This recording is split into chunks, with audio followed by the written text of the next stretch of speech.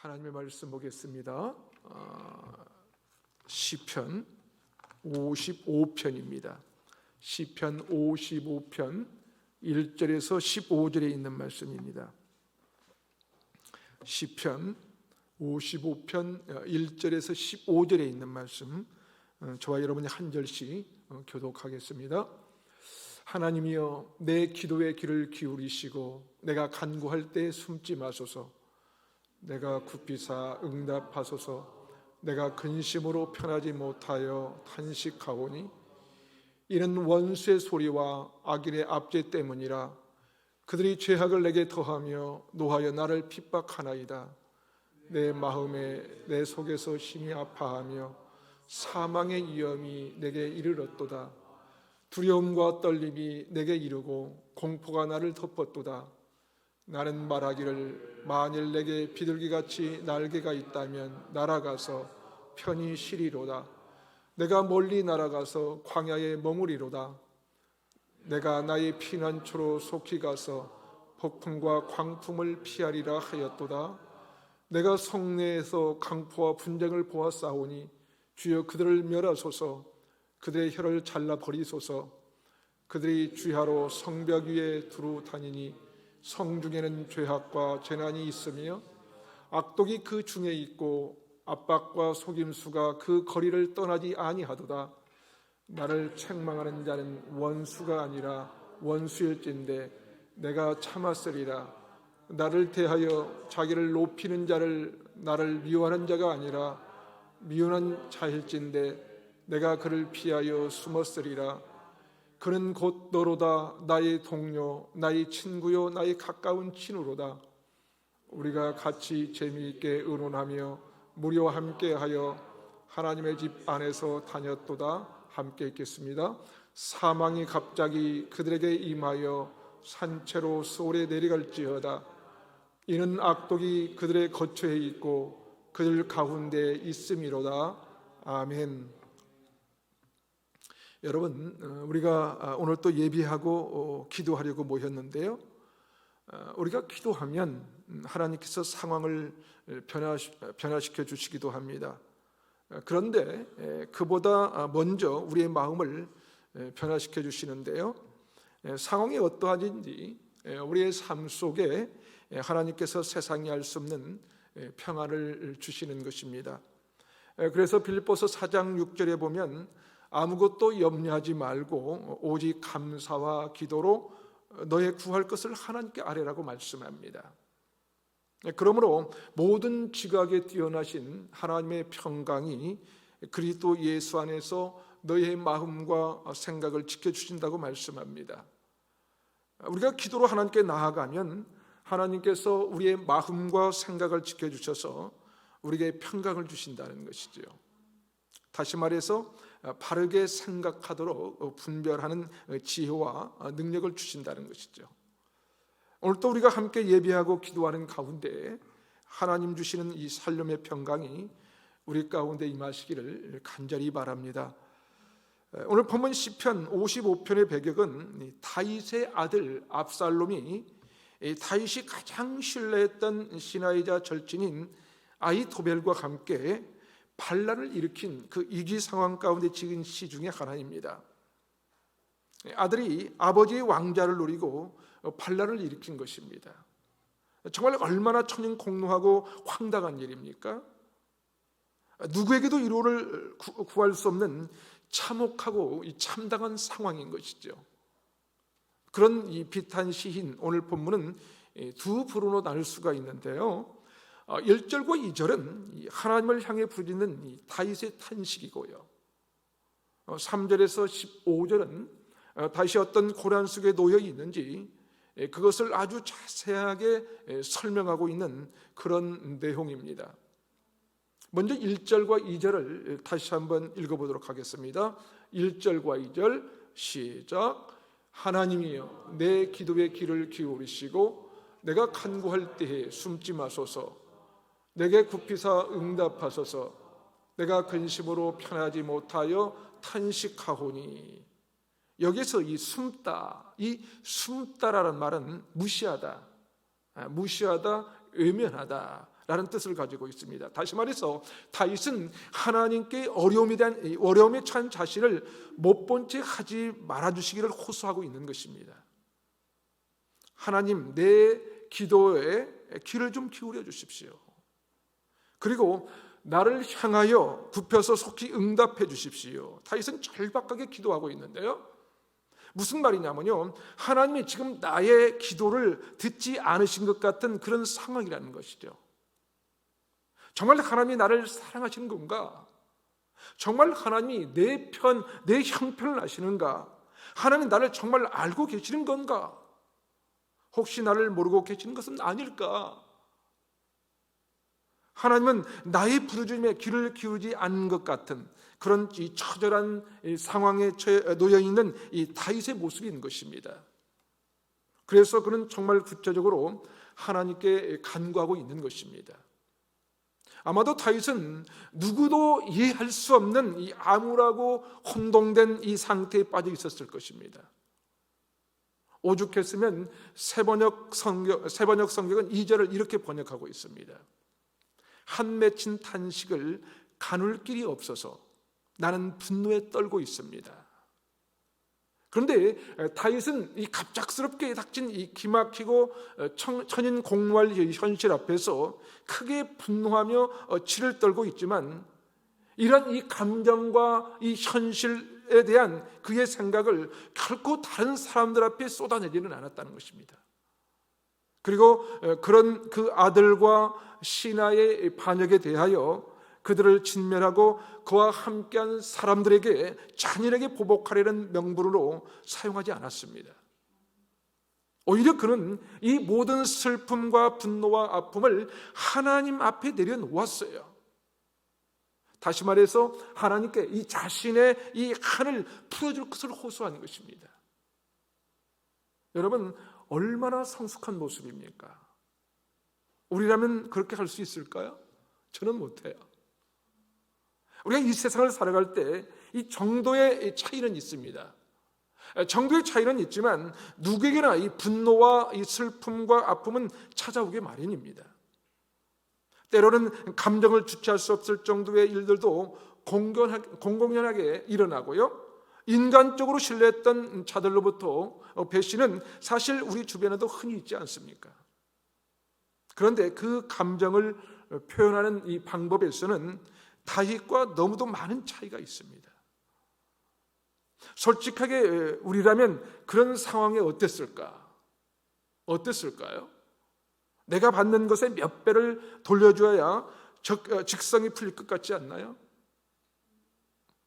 자신의 억울함을 호소하면서 그들을 매도하고 비난하고 또 그래야 속이 좀 풀어지는 것은 아닐까요? 그러나 여러분, 그것은 진정한 이 문제의 해결이 될 수 없는 것입니다. 그런 분노는 우리로 하여금 죄를 짓게 하고 마귀가 틈을 타게 하는 기회를 제공할 뿐입니다. 그러게 혹시라도 그런 상황을 만날 때면 사람이 아니라 하나님 앞에 다 쏟아내시기 바랍니다. 그렇게 할 때 모든 이 감정과 어려움 속에서 벗어나 완전한 이 자유와 구원을 얻는 삶을 살아갈 수가 있는 것입니다. 다윗은 이어지는 이 3절부터 자신이 근심으로 편치 못하며 탄식할 수밖에 없는 그 이유에 대하여 얘기하고 있는데요, 먼저 3절을 보십시오. 3절을 함께 읽어볼까요? 3절 시작. 이는 원수의 소리와 악인의 압제 때문이라. 그들이 죄악을 내게 더하며 노하여 나를 핍박하나이다. 여러분, 무슨 말입니까? 원수의 소리, 악인의 압제가 너무나 힘들다는 거예요. 너무 힘듭니다. 그래서 탄식 속에 신음하고 있습니다. 지금 여기서 원수의 소리, 이 원수의 소리란 아우성치며 모욕하고 악담하며 중상모략하고 위협하는 소리를 말합니다. 또 악인의 압제, 이 악인의 압제란 악인이 짓눌러 가루로 만들어 버리는 것처럼 무자비하게 자신을 공격하고 있는 것을 의미하는 것입니다. 그러니까 아들과 충신하고 자부했던 그들이 결코 해서는 안 될 일들을 하고 말았지만 오히려 큰 소리를 내는 거예요. 그들이 적반하장이라는 말을 이럴 때 쓰는 것이죠. 이것이 바로 다윗이 처한 상황에 대한 이 적절한 표현일 것입니다. 그런데 중요한 것은요, 다윗이 어떤 사람이었습니까? 다윗이 그런 신실한 신앙의 소유자였습니다. 그래서 자신을 죽이려고 했던 이 사울왕도 용서하고 긍휼히 여길 정도였어요. 하지만 자신의 아들과 이 충신의 배신에는 주체할 수 없는 분노가 생깁니다. 이 분노와 증오를 만들고 말았다는 거예요. 시편 55편에 보면 흥분한 이 다윗의 감정이 곳곳에서 그대로 표출되고 있는데요, 어쩌면 그것이 이 사탄이 노렸던 가장 큰 목표였을지도 모릅니다. 여러분 한번 생각해 봅시다. 사실 우리가 상식 밖이라고 이야기할 만한 일들이 일어나지 않는다면 우리는 모두 훌륭한 신앙인이에요. 그렇죠? 상식 밖에, 이 상식 밖이라고 이야기할 만한 일들이 일어나지 않는다면 우리 모두는 훌륭한 사람입니다. 신앙인이에요. 인격자로 이 세상을 살아갈 수 있을 거예요. 그러나 이 다윗이 처한 것과 같은 일들이 당면하는 순간 아마 우리는 얼굴에 쓰고 있는 모든 이 가식과 이손의 가면이 벗겨지게 될 거예요. 그렇게 사탄은 종종 이렇게 이해할 수 없는 일들을 통해서 우리로 하여금 죄를 짓게 하고 쓰러지게 하는 것입니다. 사랑하는 여러분, 그러므로 우리가 하나님을 온전히 의뢰함으로 바른 이 신앙 인격을 형성하기에 노력하지 않으면 안 된다는 것입니다. 그렇지 않으면 우리는 이 세상에서 사탄의 수없이 많은 시험에 휘둘릴 수밖에 없고 그것으로 인해 쓰러져 버릴 수밖에 없을 것입니다. 그러기에 때로 우리가 이해할 수 없는 일들을 당해도, 받아들일 수 없고 용납할 수 없는 일들을 당해도 하나님을 우리가 의뢰함으로 온전히 용서하고 사랑하며 긍휼히 여길 수 있는 이 성숙한 신앙과 인격을 가지시기를 주님의 이름으로 축복합니다. 다윗의 아픔과 고통은 그것만이 아니었어요. 계속해서 4절에 보니까 이렇게 기록하고 있습니다. 내 마음이 내 속에서 심히 아파하며 사망의 위험이 내게 이르렀도다. 다윗은 너무 상처받았다는 거예요. 그래서 그 증상이 어떻게 나타나냐면요, 이어서 5절을 우리 한번 볼까요? 5절 읽어볼까요? 5절 시작. 두려움과 떨림이 내게 이르고 공포가 나를 덮었도다. 배신당한 그 스트레스로 인한 이 증상, 그것은요, 이 두려움과 떨림과 공포가 자신을 덮었다는 거예요. 마음이 편치 못한 것입니다. 속이 완전히 뒤집혀지지 않았을까요? 어쩌면 이 공황장애가 나타나지 않았을까 생각이 듭니다. 정말 다윗은 자기의 처지를 바라볼 때 아무런 희망도 없었어요. 그 앞에는 오직 두려운 일만 기다리고 있는 것처럼 보였습니다. 우리도 때로 그런 때가 있지 않습니까? 누군가 나를 조롱하거나 비웃는 말을 들을 때가 있습니다. 그러면 그 말이 나를 비수와 같이 찌르는 거예요. 그 말을 우리는 자꾸만 묵상하게 됩니다. 그 사람을 생각하면 분노가 치밀어 오릅니다. 그러다 보면 어떻게 돼요? 깊은 수렁에 빠지게 되는 거예요. 분노와 상한 감정에서 헤어나지 못하고 평안을 누리지 못하는 거예요. 그런데 여러분, 바로 그럴 때 우리는 그 조롱의 말을 묵상하는 것이 아니라 거기서 잠시 내 생각을 내려놓고 하나님께 나아가는 것입니다. 하나님께 나가는 거예요.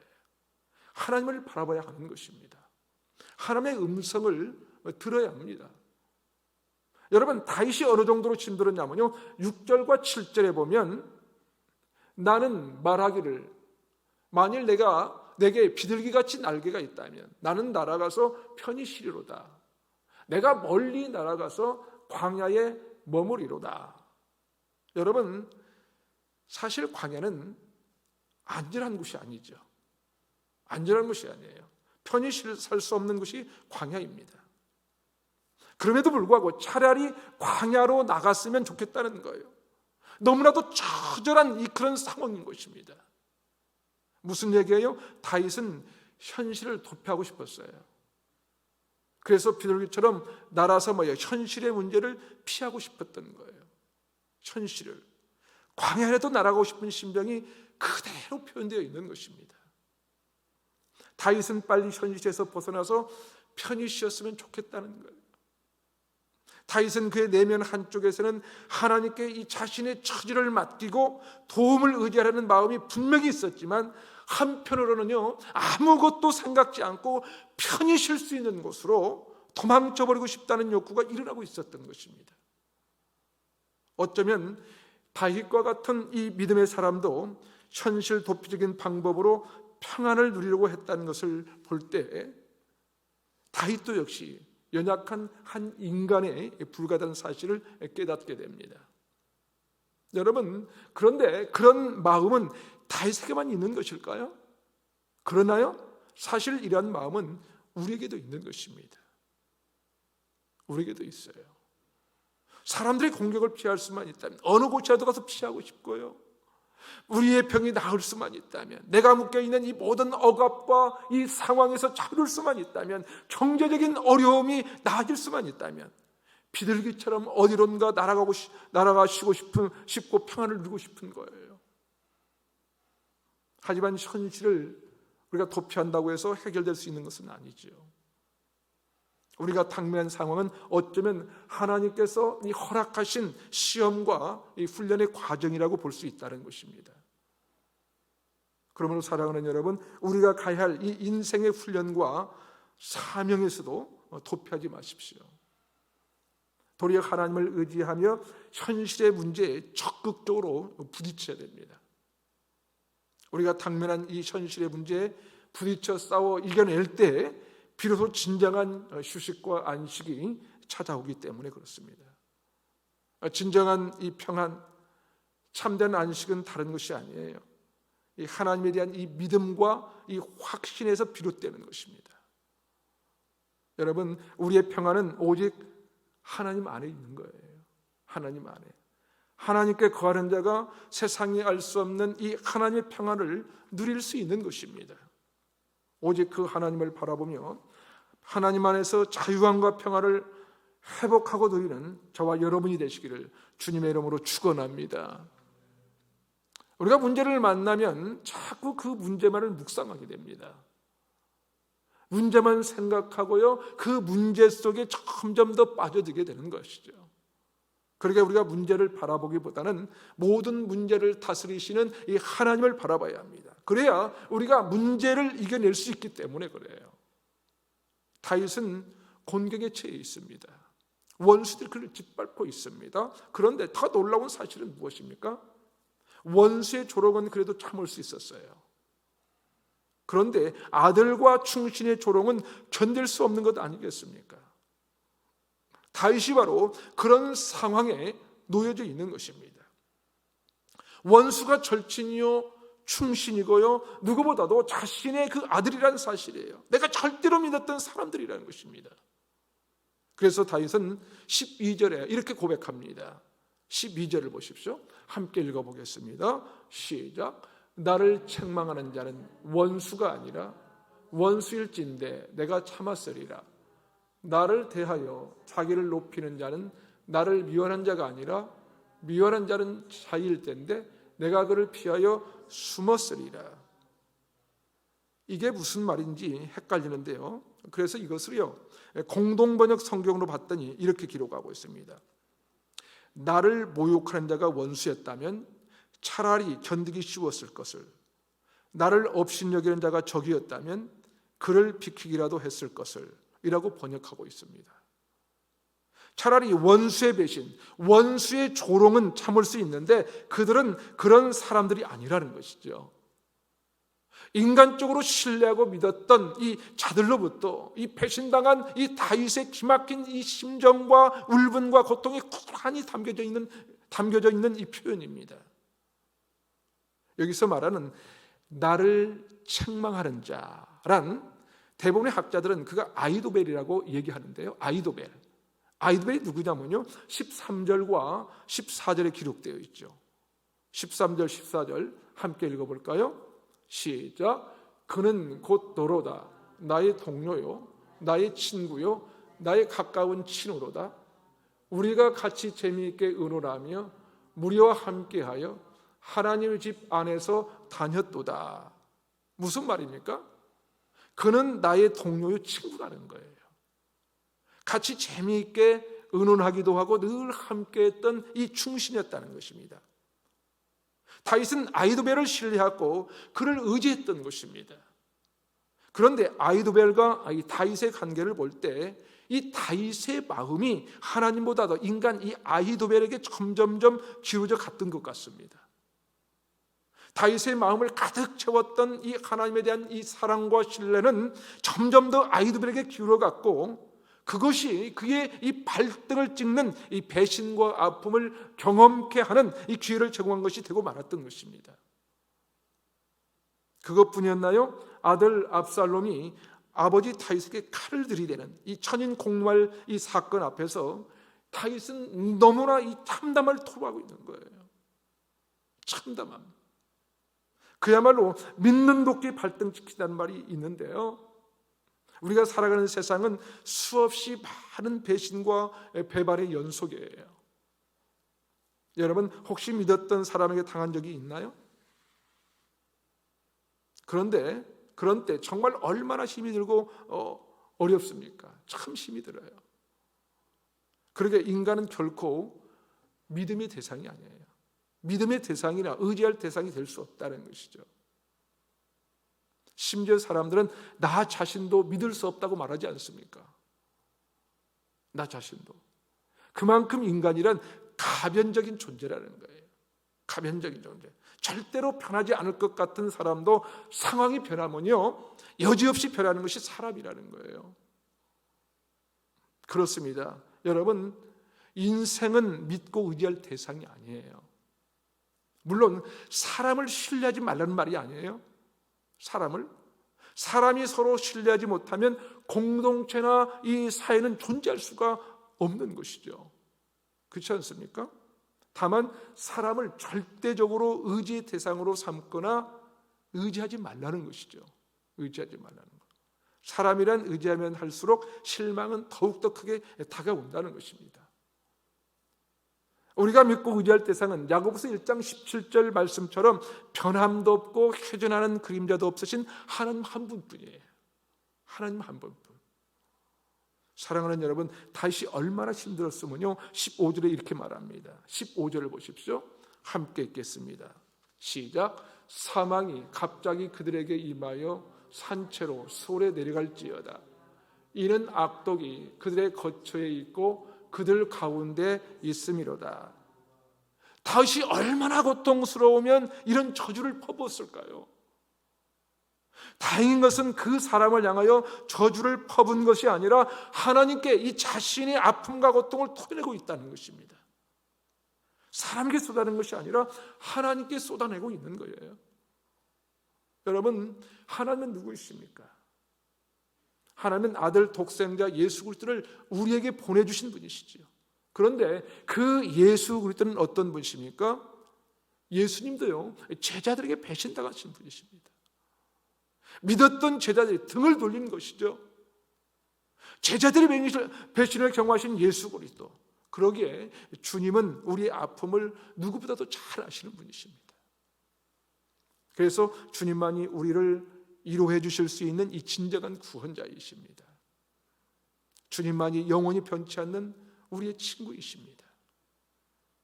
그러기에 우리가 나아갈 수 있는 곳은 오직 십자가 앞에, 십자가 앞에서 주님을 우리가 바라보고 주님께 내 마음을 토로할 때 나의 진정한 친구가 되셔서 나를 붙들어 주시고 위로해 주십니다. 그 주님만이 우리의 구원자이십니다. 사랑하는 여러분, 상황 따라 조건 따라 변화무쌍한 사람을 의지하는 것이 아니라 영원히 변치 않는 사랑으로 우리와 함께 하시는 주님의 손을 붙잡고 일어나 걸으십시오. 주님의 손을 붙잡고 걸으십시오. 하나님 우리와 함께 하십니다. 예수님 우리의 가장 귀한 친구가 되십니다. 그분을 믿고 의지하는 모든 상황 속에서 합력하여 선을 이루시는 이 하나님을 늘 경험하며 살아가는 저와 여러분의 삶이 되시기를 주님의 이름으로 축원합니다. 아멘.